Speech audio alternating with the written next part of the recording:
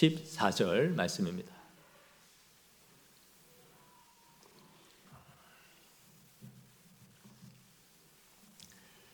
교독하도록 하겠습니다. 제가 1절 먼저 읽겠습니다. 여호와께서 애굽 땅에서 모세와 아론에게 일러 말씀하시되 이 달을 너희에게 달의 시작 곧 해의 첫 달이 되게 하고 너희는 이스라엘 온 회중에게 말하여 이르라. 이 달 열흘에 너희 각자가 어린 양을 취할지니 각 가족대로 그 식구를 위하여 어린 양을 취하되 그 어린 양에 대하여 식구가 너무 적으면 그 집의 이웃과 함께 사람 수를 따라서 하나를 취하며 각 사람이 먹을 수 있는 분량에 따라서 너희 어린 양을 계산할 것이며 너희 어린 양은 흠없고 1년 된 수컷으로 하되 양이나 염소 중에서 취하고 이달 19날까지 간직하였다가 해 질 때에 이스라엘 회중이 그 양을 잡고 그 피를 양을 먹을 집 좌우 문설주와 임방에 바르고 그 밤에 그 고기를 불에 구워 무교병과 쓴 나물과 아울러 먹되 날 것으로나 물에 삶아서 먹지 말고 머리와 다리와 내장을 다 불에 구워 먹고 아침까지 남겨두지 말며 아침까지 남은 것은 곧 불사르라. 너희는 그것을 이렇게 먹을지니 허리에 띠를 띠고 발에 신을 신고 손에 지팡이를 잡고 급히 먹으라. 이것이 여호와의 유월절이니라. 내가 그 밤에 애굽 땅에 두루 다니며 사람이나 짐승을 막론하고 애굽 땅에 있는 모든 처음 난 것을 다 치고 애굽의 모든 신을 내가 심판하리라. 나는 여호와라. 내가 애굽 땅에 칠 때에 그 피가 너희가 사는 집에 있어서 너희를 위하여 표적이 될지라. 내가 피를 볼 때에 너희를 넘어가리니 재앙이 너희에게 내려 멸하지 아니하리라. 너희는 이 날을 기념하여 여호와의 절기를 삼아 영원한 규례로 대대에 지킬지니라. 아멘. 우리가 살다 보면 인생의 변곡점이라는 것을 맞이할 때가 있습니다. 어떤 하나의 사건을 계기로 하여 사람의 사고와 인식이 완전히 방향을 전환하게 되는 지점이 있죠. 제가 예전에 목사가 돼서 세미나를 간 적이 있는데 조편성을 받고 함께 나눔을 했어요. 근데 그 가운데 한 목사님이 계셨는데 자기는 원래 목사가 되려고 하지 않았대요. 아버님이 목사님이었는데 아버지가 목사가 되라 해도 자기는 목사가 될 마음이 없었대요. 왜 그런가 했더니 목사가 된다는 것은 그래도 죽다가 한 번쯤은 살아나야 이게 목사가 되는 것이지 자기같이 평범한 사람이 목사가 되는 것은 좀 어울리지 않는다 생각을 했다는 거예요. 그러다가 자신이 미국에 가게 됐는데 어떤 고층 수십 층 되는 고층 빌딩에 엘리베이터를 타고 올라갔대요. 그렇게 올라가고 있는데 갑자기 엘리베이터가 중간에 서더라는 거예요. 덜컹 하고 서더니 갑자기 엘리베이터가 수십 층 위에서 밑으로 곤두박질 치면서 내려가기 시작하더라는 거예요. 그 엘리베이터 안에 보면 숫자판이 있잖아요. 그 숫자가 다다다다다다닥 내려가면서 밑으로 쏟아지기 시작하더라는 거예요. 그래서 자신의 몸이 이제 거기 있는 사람들이 붕 뜨기 시작하면서 이제 아수라장이 된 거죠. 그렇게 엘리베이터가 밑으로 쏟아져 내려가고 있을 때 얼마나 공부에 질렸는지 자신이 그 수초 사이에 하나님 저 살려주시면 목사 되겠습니다 라고 기도를 했대요.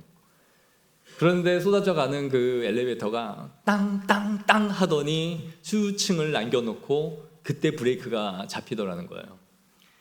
그렇게 선 엘리베이터에서 구조가 돼서 밖으로 나왔는데 온 등에는 땀이 뒤범벅이 되고 다리는 이제 다 풀려가지고 꺾여버린 거죠. 그래서 귀국하고 신학을 준비해서 학교를 가서 목사가 됐다라는 거예요.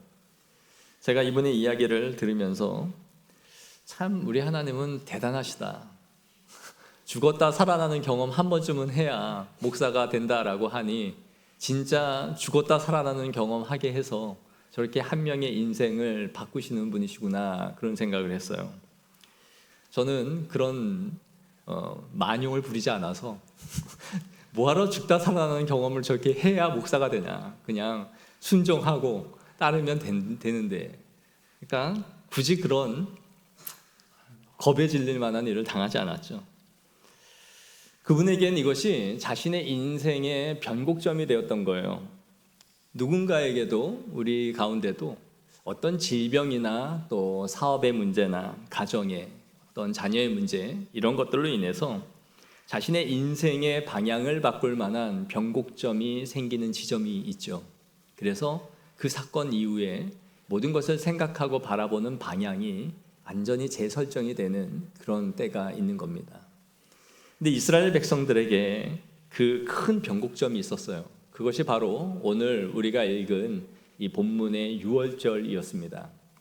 오늘 본문 3절을 보시면 너희는 이스라엘 온 회중에게 말하여 이르라. 이달 열흘에 너희 각자가 어린 양을 잡으시니 각 가족대로 그 식구를 위하여 어린 양을 취하되. 그러면서 5절에 어린 양은 흠없고 1년 된 수컷 중에서 양이나 염소를 취하라 말씀하세요. 그리고 열 나흘까지 그것을 간직해 두었다가 해질녘이 됐을 때 그 양을 잡아서 먹으라라는 것이죠. 그러면서 그 먹는 방법까지 아주 자세하게 말씀해 주고 있어요. 먹을 때는 무교병과 이 쓴나물을 함께 먹으래요. 그리고 허리에는 띠를 띠고 발은 신발을 신고 한 손은 지팡이를 잡고 그리고 급하게 먹으라는 거죠. 저 같은 사람은 먹다가 아마 체했을 겁니다. 제가 제일 싫어하는 것 가운데 하나가 빨리 먹으라는 거예요. 그래서 저는 군대가 싫었어요. 뭐든 빨리 먹으라고 하니까 그 입에다 털어넣는 게 그냥, 그리고 또 짬을 남기지 말래. 그러니까 사람 환장하는 거죠. 제가 제일 싫어하는 거 빨리 먹는 거. 두 번째는 뭔지 아세요? 맛없는 거 먹는 거예요.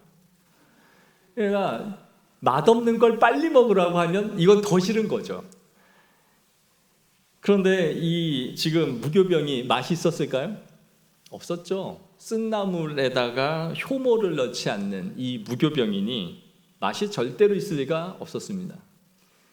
교회역에 아마 이런 절기를 기념하여 지키라 그래서 점심 식사를 무교병과 쓴나물을 먹는 날이 있었다면 저는 차라리 금식을 선택하지 않았을까.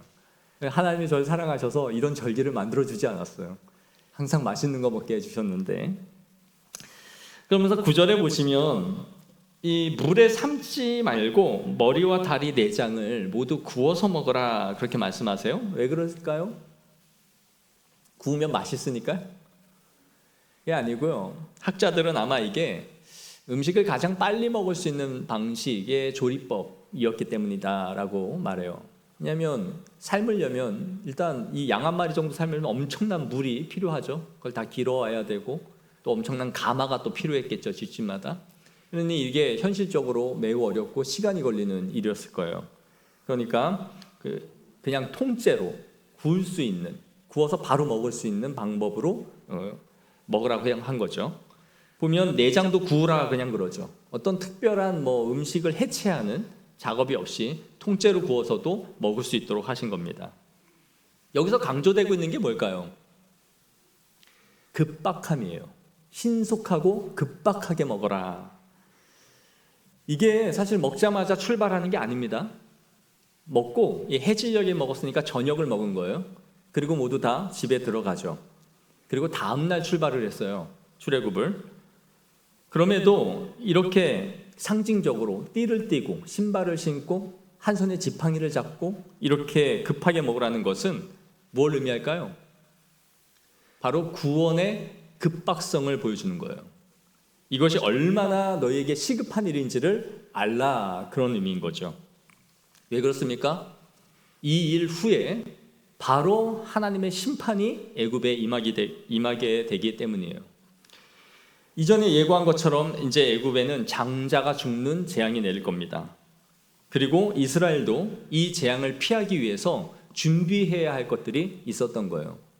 이게 가족들이 저녁 만찬을 함께 즐기면서 느긋하게 식사를 하는 그런 자리가 아니었던 거예요. 이 유월절은 영적으로 볼 때에 죄와 사망에서 구원을 받아서 약속의 땅으로 들어가는 구원의 시작이다라는 것을 보여주고 있는 것입니다. 이스라엘 백성들의 이 노예의 상태라는 것은 죄 가운데 살아가고 있는 죄의 노예, 그 모습을 지금 보여주고 있는 거예요. 그래서 너희가 이런 죄악 가운데서 빨리 떨쳐버리고 벗어나야 한다라는 그 급박하고 시급한 상태를 말씀해주고 있는 것이죠. 사랑하는 성도 여러분, 구원은 절대로 미루는 게 아닙니다. 얼마나 많은 사람들이 신앙생활을 미루고 있습니까? 내년부터 잘 해볼게요. 우리 애가 너무 어려서 좀 더 크면 그때부터 열심히 해볼게요. 애 아빠가 지금 중요한 일을 하고 있는데 이 문제가 해결되면 그때부터 하려고 합니다. 우리 애가 지금 고3이라서 어렵습니다. 지금 집을 한 채 사고 해볼게요. 좀 더 여유가 생기면 그때부터 신앙생활 잘해보려 합니다. 등등. 우리는 수많은 핑계들로 예수를 믿는 것을, 신앙생활하는 것을 미뤄요. 아마 지옥에 가면 수많은 사람들이 이렇게 예수 믿는 건 미루다가 때를 놓친 사람들이 다 모일 겁니다. 그리고 핑계하겠죠. 저는 사실 믿으려고 했는데 제가 이렇게 빨리 죽을 줄은 몰랐어요.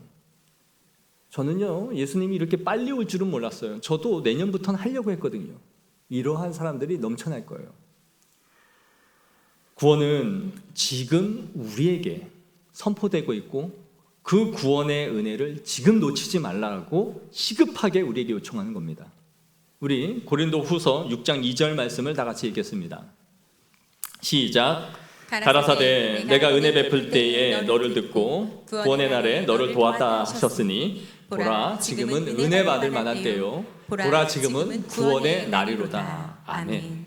지금 은혜를 받고 지금 구원의 요청, 구원을 받으라고 우리에게 말씀하시는 것이지 그걸 미루는 게 아니에요. 다음 주, 다음 달, 내년 그런 건 없습니다.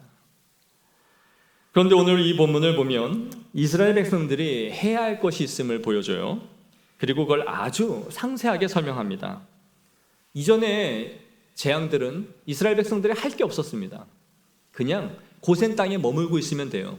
그리고 아주 수동적으로 하나님이 하시는 것을 그냥 바라만 보고 있으면 알아서 그 재앙이 지나가고 애굽에만 재앙이 내렸죠. 하지만 오늘 본문을 보면 이스라엘 백성들이 뭘 먹어야 되는지 그리고 무엇을 준비해야 되는지 그리고 먹는 방법까지도 아주 상세하게 말씀해주고 있는 것을 볼 수 있어요. 이것을 너희가 행해야 이번에는 너희도 재앙을 면할 수 있다는 거예요. 만약에 너희도 이걸 행하지 않으면 이 재앙은 이스라엘 너희나 애굽 사람이나 동일하게 내리게 될 것이다 라는 것이죠. 7절을 보시면 그 피를 양을 먹을 집 좌우 문설주와 임방에 바르라 이렇게 말씀하세요. 그러면서 그 구체적인 설명이 이제 21절에서 28절까지 이어지는 겁니다. 그냥 내용을 보면 오늘 우리가 읽은 1절에서 14절 내용과 거의 같다라고 생각할 수 있지만 달라요. 1절에서 14절은 하나님께서 모세에게 말씀하신 부분이고 21절에서 28절은 모세가 이제 이 말씀을 장로들에게 전해주고 있는 말이에요. 그러면서 좀 더 자세하게 추가하여 말하고 있는 부분이 있죠. 22절입니다. 우슬초 묶음을 가져다가 그릇에 담은 피에 적셔서 그 피를 문 임방과 좌우 설주에 뿌리고 아침까지 한 사람도 자기 집 문 밖에 나가지 말라. 만약에 너희 중에 누구라도 문 밖으로 나가게 된다면 너희도 똑같이 죽음을 당하게 될 것이다. 그런 말이에요. 이게 출애굽 과정 가운데 내려진 첫 번째 명령이었습니다. 이스라엘 백성들에게 이전에는 뭘 하라는 게 없었지만 이번에는 이 재앙이 너희에게 미치지 않도록 해야 할 것이 있다 말씀하시는 거예요. 죽음의 사자가 문설주와 임방에 피가 발라진 것을 보면 너희 집을 넘어가게 될 것이다 라는 거죠. 우리 13절 우리 다 같이 읽어볼까요? 시작. 내가 애굽 땅을 칠 때에 그 피가 너희가 사는 집에 있어서 너희를 위하여 표적이 될지라. 내가 피를 볼 때에 너희를 넘어가리니 재앙이 너희에게 내려 멸하지 아니하리라. 아멘. 그래서 6월절은 6월달에 있는 절기가 아니죠. 넘을유, 넘을월, 넘어가는 절기라는 의미예요. 그래서 이 넘어간다라는 것은 하나님이 보호를 하신다 그런 의미예요. 이것이 신약에서 의미하는 바가 뭡니까? 바로 예수 그리스도의 보혈의 피를 의미하는 거죠. 예수님이 세상 죄를 지고 가는 하나님의 어린 양이로다 라고 했어요. 예수님이 십자가에 달리신 때가 언제입니까? 유월절이에요. 유월절. 그래서 성경은 유월절 날 예수님이 돌아가심으로써 유월절 어린 양이 대신 예수 그리스도이심을 우리에게 가르쳐주고 있는 거죠. 유월절에 맞춰서 예수님이 죽으심으로 구약의 유월절의 어린 양이 바로 예수 그리스도이심을 가르쳐주고 있는 겁니다. 그들이 이 양을 먹고 집 안에 들어가 살았던 것처럼 예수님의 살과 피를 찢어 우리가 먹고 마심으로 죽음에서 면하고 살게 될 것임을 말씀해 주고 있는 거예요. 바로 예수 그리스도의 보혈의 피로 우리가 심판에서 면하게 된다라는 거죠. 우리의 영혼의 문설주와 좌우 임방에 예수 그리스도의 피로 인쳐져 있을 때에만이 우리가 심판을 넘어가게 될 것이다. 죽음의 사자가 우리를 치지 않고 심판을 면하게 된다라는 것을 동일하게 말씀해 주고 있는 거예요. 그래서 찬송가 가사처럼 예수 십자가에 흘린 피로써 그대는 씻겨 있는가? 더러운 죄 회개하는 능력을 그대는 참 의지하는가라고 묻는 거예요. 마태복음 22장에 보면 혼인잔치의 비유가 나오죠. 임금이 큰 잔치를 베풉니다. 그리고 사람들을 초대해요. 그런데 사람들이 이 초대에 응하지 않죠. 밭으로 사업을 하러 간다, 수많은 핑계를 대면서 이 초청에 응하지 않아요. 그러면서 오히려 그 초청에 응한 종들을 잡아다가 때리고 죽입니다. 임금이 화가 나서 그 살인자들을 모두 다 진멸시켜버려요. 그리고 나서 악인과 선인 가리지 않고 모두 다 잔치에 오라 합니다. 그래요. 사람들이 다 모여서 잔치에 앉아요. 그리고 임금이 자신이 배설한 그 잔치에 사람들을 보러 나가죠. 그런데 그곳에 한 사람이 예복을 입지 않고 있는 거예요. 당시에 고위직에 있는 사람이나 왕이 누군가를 초청할 때는 예복을 항상 보냈습니다. 오실 때 이 옷을 입고 오세요 라고 하는 일종의 드레스 코드를 주었던 거죠. 그런데 이 예복을 입지 않고 누군가가 그 자리에 앉았던 거예요. 그 말은 즉슨 이 사람은 초청을 받지 않은 사람이다라는 것을 보여주는 것이었죠. 왕은 이 사람을 손발을 묶어 바깥 어두운 데 던져버리라고 명령합니다. 마지막 때에 주님께서는 우리의 예복을 확인하실 거예요. 그 예복이 뭡니까? 바로 예수 그리스도의 보혈의 공로, 그 의를 우리에게 확인하신단 말이에요. 보혈의 피로 씻김을 받은 성도인지 아닌지, 그 예수 그리스도의 보혈의 피로 우리가 예복을 입고 혼인잔치에 들어왔는지 아닌지 우리를 보신다는 것이죠. 그래서 259장 3절 찬송가는 이렇게 또 묻는 것입니다. 주님, 예수 다시 올 때 그대는 영접할 예복이 있는가? 그대의 몸은 거룩한 곳 천국에 들어갈 준비가 됐는가? 사랑하는 성도 여러분, 그리스도의 의로 옷을 입어야 됩니다. 우리 하나님께서는 우리에게 먼저 예복을 입고 오라고 보내주신 거예요. 예수 그리스도의 보혈의 피로 씻김을 받고 그분의 의를 입고 내 잔치에 들어오라고 미리 말씀하신 거예요. 예수 그리스도의 의로 덧입어야 됩니다. 우리가 이 자리에 앉아있다라는 것은 초청받았다라는 의미예요. 그렇다면 우리는 중요한 기회를 얻은 사람들이죠. 구원을 얻을 수 있는 초청의 기회에 우리가 이 잔치에 들어와 있다라는 거예요. 그러나 예복은 모두 다 입고 있는 게 아닙니다. 이 자리에 앉아있다 하여 예수 그리스도의 피로 인쳐지고 보혈의 공로를 사모하여 구원의 확신을 가지고 그 구원의 믿음을 갖고 있는 것은 모두 다의 것이 아니에요. 그러므로 주님의 자녀가 되기 위해 예수 그리스도의 보혈의 피로 죄사함을 받아야 됩니다. 우리가 죄인이며 예수 그리스도의 공로만이 나를 주님 앞에 하나님 앞에 의롭다함을 주시고 그 심판을 넘어가게 하실 분이 예수 그리스도이심을 믿으시기 바랍니다. 이제 하나님은 이 심판을 통해 애굽의 모든 신들을 심판하시겠다 말씀하세요. 12절 끝에 보시면 모든 처음 난 것을 다 치고 애굽의 모든 신을 내가 심판하리라. 나는 여호와라. 이전에 모든 신들을 재앙 가운데서 하나씩 치시는 것을 우리는 봤죠. 그런데 이제 모든 신을 치겠대요. 그들이 믿은 신들이 다 어떤 의미였습니까? 풍요의 신, 다산의 신, 치료의 신, 번영의 신, 재앙을 막아주는 신. 다 자기들이 받고 싶은 복을 신에게 투영해서 만든 신들이에요. 내가 받고 싶은 복들을 신의 이름으로 투사하여 만들어 놓은 신이죠. 그런데 이제 마지막 재앙에는 장자들이 죽습니다. 장자가 죽는다는 것은 모든 번영, 모든 풍요, 모든 치료, 모든 질병을 막는 것으로부터 끝이 난다라는 거예요. 장자가 고대 사회에 죽었다라는 것은 집안이 무너지는 거예요. 그렇다면 모든 신이 한 번에 이젠 끝이 나버리는 거죠. 너희 신들이 아무것도 지키지 못한다. 너의 인생의 가장 귀중한 존재를 잃게 됨으로써 너의 신이 얼마나 무능한지를 이제는 보이겠다라는 것이죠. 더욱이 유월절날 이스라엘 백성들은 양을 잡아 먹습니다. 근데 애굽은 아문이라는 신을 섬겼어요. 우리 한번 그림 볼까요? 저 머리가 뭡니까? 양머리예요. 양의 머리를 갖고 있는 저런 신들을 또 애굽은 섬기고 있었던 거죠. 근데 언제 이스라엘 백성들이 양을 잡아요? 해질녘. 해질녘은 어떤 때예요? 일과를 다 끝내고 집으로 들어올 때죠. 집으로 들어올 때 이스라엘 백성들은 뭐를 해요? 양을 통구이를 해서 먹는 거예요. 불로 지져서. 그러니 너희들의 신을 구워 먹는, 자신들의 섬기는 신을 태워 먹는 걸 보면서 애굽인들이 멘탈이 나가겠죠.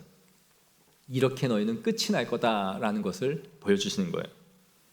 그래서 이 날이 이스라엘 백성들에게는 변곡점이 되는 거예요. 얼마나 이 날이 중요한지 2절을 보십시오. 이 날을 너희에게 달의 시작 곧 해의 첫 달이 되게 하라 명령하시는 거예요. 너희의 해의 시작이다. 즉 이스라엘 백성들의 건국일이 되는 거죠. 이스라엘 백성들에게는 오늘날도 종교력이라는 게 따로 있다 그래요. 그래서 달력이 우리가 쓰는 달력도 있지만 종교력에 따라서 그들의 절기를 지키는 달력이 따로 있는 거죠. 이 히브리 율법에 따라서 다른 종교력을 갖고 있는 거예요. 그들에게는 이 시작점이 이 날로 삼아 있는 거죠. 하나님은 왜 이렇게 이것을 중요하게 생각하셔서 이 날을 첫 달이 되게 하셨을까요? 이 날은 이스라엘 백성들에게 새로운 시작일이기 때문이에요. 즉 여호와께서 이들을 구원하셔서 출애굽하여 새로운 신앙의 시작점, 그 날이 바로 이들의 가장 큰 의미가 있는 날이다라고 말씀하신 거죠. 여러분, 우리의 삶 가운데 나름대로 의미 있는 날들이 많이 있죠. 또 하나님 믿기 전에 여러분들이 인생에 거둔 성공들이나 잘 나가던 시절들이 있었을 거예요. 그러나 여러분들이 하나님을 믿고 새 사람이 되었다면 그 모든 것들이 분토와 같은 거예요. 하나님께는 큰 의미가 없어요. 내 힘과 내 방식, 내 의지대로 누군가를 짓밟아가면서 성공하고 부를 이룬 모든 것들, 명예, 하나님께는 큰 의미가 없어요. 그러나 여러분이 하나님을 믿고 새 사람이 됐다면 그 날이 여러분들의 시작일이에요. 우리에게 기념이 될 만한 날들, 5월 달에는 어린이날도 있고 어버이날도 있고 스승의 날도 있고 많이 있죠. 그리고 개인적으로는 우리의 생일이 기념일이 될 수도 있고 또 결혼 기념일도 있을 수 있습니다. 우리는 각자 나름의 기념일들을 간직하고 살아가요. 그러나 우리 그리스도인들에게는 중요한 날들이 있습니다. 바로 우리의 절기죠. 예수님이 오심을 기념하는 크리스마스, 그리고 한 해에 우리에게 베풀어 주신 은혜에 감사하는 추수감사절, 그리고 예수 그리스도의 부활의 영광을 참여하는 부활주일, 이런 날들은 우리가 빠지지 않고 마음에 새겨야 되는 귀중한 절기들이에요. 기독교는 기억의 종교라 할 수 있습니다. 기억의 종교예요. 하나님이 우리에게 베풀어 주신 은혜의 기억을 잃어버리면 신앙을 잃어버리는 거예요. 이 은혜의 기억들을 상실한 백성은 다 망하는 거예요. 그래서 얼마나 이 날을 강하게 말씀하는지 보세요. 이후에 유월절을 너희가 지키지 아니하면 백성 중에서 끊어질 것이다 말씀하시는 거예요. 이제 내 백성이 아니다. 너희가 이 날을 지키지 않거나 잃어버려서 이 날을 너희가 버린다면 그들은 내 백성이 아니야 라고 강력하게 말씀하시는 거예요. 영원히 지킬 규례니라. 영원한 규례라는 거예요. 여러분, 우리에게도 개인적인 의미, 영적인 의미들을 그런 기념일들이 있지 않습니까?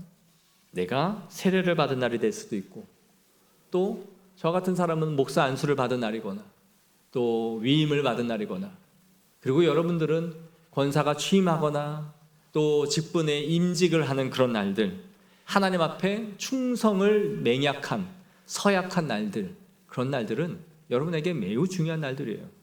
사람 앞에서 하고 끝나는 거 아닙니다. 하나님 앞에서 나의 충성을 맹세한 거예요. 그러한 날들을 우리의 마음 가운데 매해마다 올 때마다 마음을 다잡아야 되는 거예요. 내가 이날 하나님 앞에 어떠한 각오로 주님 앞에 서려고 했는지, 그러한 내 신앙의 변곡점들을 내가 갖고 있어야 되는 거예요. 그리고 이러한 단초들과 변곡점들은 많아야 돼요. 그것이 우리의 가정에, 내 개인의 기념일이 돼야 돼요. 수없이 많은 기념일날 식사하고 먹고 마시고 즐거워하면서도 우리의 신앙의 변곡점과 기념일이 없다라는 것은 하나님을 마음에 새김이 부족하다라는 거예요. 그래서 26절, 27절에 이렇게 말씀합니다. 우리 다 같이 읽어볼까요? 시작. 이후에 너희의 자녀가 묻기를 이 예식이 무슨 뜻이냐 하거든 너희는 이르기를 이는 여호와의 유월절 제사라. 여호와께서 애굽 사람에게 재앙을 내리실 때에 애굽에 있는 이스라엘 자손의 집을 넘으사 우리의 집을 구원하셨느니라 하라 하매 백성이 머리 숙여 경배하니라. 아멘. 너희의 자녀들이 이후에 이 유월절의 의미를 묻게 하라는 것입니다. 너희는 지금 출애굽 1세대들로서 이것이 어떤 의미인지를 알겠지만 이후의 세대들은, 그 다음에 태어나는 애들은 아예 몰라요. 그런데 쓴나물과 어린 양을 뜯어 먹으면서 이 맛없는 거 왜 먹고 우리가 이러고 있습니까? 라고 할 때에 너희의 평안함과 우리에게 얻은 이 자유와 독립은 하나님이 우리에게 베푸신 은혜 덕분이다. 우리가 노예살이를 할 때에 하나님께서 우리를 지키셔서 이 자리까지 인도하신 그 결과로서 우리가 누리는 영광의 기쁨이다라는 것을 가르쳐주라라는 것입니다. 한 번 지나가는 이벤트가 아니라 대대로 지킬 영원한 규례라고 말씀하시는 거예요. 가르치라는 것이죠. 오늘 말씀을 보시면 이스라엘 백성들이 양을 잡을 때 어떻게 잡습니까? 가족 단위로 잡아요. 각 가족대로 그 식구를 위하여 어린 양을 취하되 가족끼리 모여서 함께 저녁을 먹으면서 구원의 밤을 보냈던 거예요. 온 가족이 양을 구워 먹으면서 우슬초에 피를 적셔 아이와 부모님이 함께 좌우 문설주와 문인방에 피를 바르는 그 시간을 생각해 보십시오. 그리고 모두 한 방에 들어가, 한 집에 들어가 오늘 이 죽음의 사자가 넘어가 우리를 구원하실 그 다음날은 전 땅이 애곡과 가장 큰 울부짖음과 슬픔이 있을 때에 자신들은 이 날을 가슴에 새길 수 있었던 거죠. 이전에도 설교를 하면서 말씀을 드렸습니다. 신앙의 교육이라는 것은 각인을 시키는 것이다. 5월의 가정의 달이죠. 우리 가정에 나와 우리의 자녀들에게 믿음의 발자취를 각인시켜가는 것이에요. 그게 신앙의 교육이에요. 우리의 신앙의 변곡점들을 아이에게 가르쳐주는 거예요. 여러분의 자녀들에게 물어보십시오. 너에게 있어서 하나님의 의미가 무엇이니? 그리고 구원의 확신과 감사가 있는지를 물어보십시오. 그리고 그렇다면 그 하나님이 너의 삶에 어떤 의미를 갖고 있는지를 물어보세요. 아이가 대답할 수 없고 머리가 굵어서 또 새삼스럽게 엄마 밥 먹는데 뭐 또 그런 걸 묻고 그래. 이렇게 반응을 한다면 여러분의 가정의 신앙의 대가 끊어지고 있다는 거예요. 여러분의 대가 끊어지고 있다라고요. 유월절 지난 후에 우리의 가정에는 초상집이 날 수 있다는 것을 보여주고 있는 거예요. 애곡하게 되겠구나. 가장 큰 울부짖음이 우리의 가정이 있겠구나. 영적으로는 초상이 일어나고 있는 거예요. 사랑하는 성도 여러분, 이 모든 것을 잊었을 때에 이스라엘 백성들의 역사가 어떻게 끝이 나는지를 우리는 알고 있잖아요. 영원한 대대로 지킬 이 규례를 그들이 지키지 않았을 때에 이스라엘 백성들의 역사가 얼마나 참혹하게 끝이 났는지를 우리는 알지 않습니까? 그들은 결국 땅을 다 잃어버리고 수천 년을 땅을 잃어버리죠. 그리고 2차 대전이 끝난 이후에야 독립을 선언했고 팔레스타인을 자신들이 치고 들어갔지만 지금 우리가 보고 있는 것처럼 중동 전쟁은 그 뿌리 깊은 역사로 지금까지 싸우고 있는 거예요. 그 땅 한 손바닥만한 땅을 얻기 위해서 그 피비린내 나는 싸움을 지금도 레바논과 중동이 끊임없는 싸움을 하고 있잖아요. 우리의 자녀들에게 신앙을 심으셔야 됩니다. 우리의 가정에 나의 신앙의 변곡점을 만들어 가십시오. 그날이 우리의 새로운 시작점이 되게 하십시오. 늦지 않았습니다. 지금 이 시간, 지금 우리는 신앙의 변곡점을 만들어 믿음의 가정으로 세워갈 수 있는 은혜와 복이 우리에게 충만하시기를 축복합니다. 우리 이 말씀 가지고 다 같이 기도하기를 원해요. 하나님, 우리 인생의 신앙의 변곡점이 반복적으로 만들어지게 하옵소서. 하나님과 우리 가정에 기억될 만한 이 신앙의 출발점을 오늘 우리에게 허락하여 주옵소서. 그리고 우리의 가정의 신앙의 유산과 신앙의 대가 끊어지지 않도록 보호하여 주옵소서. 부지런히 우리의 자녀들에게 말씀을 전하고 신앙의 의미와 기회들을 새겨주는 부모가 되게 하여 달라고 우리 주신 말씀 붙잡고 다 같이 기도하겠습니다. 하나님 아버지, 우리의 가정을 주님께서 굳게 붙잡아 주옵소서. 신앙의 대가 끊어지지 않게 하옵시고 우리에게 주시는 인생의 기회 가운데 삶 속에서 신앙의 변곡점과 새로운 출발점들을 우리에게 허락하여 주옵소서.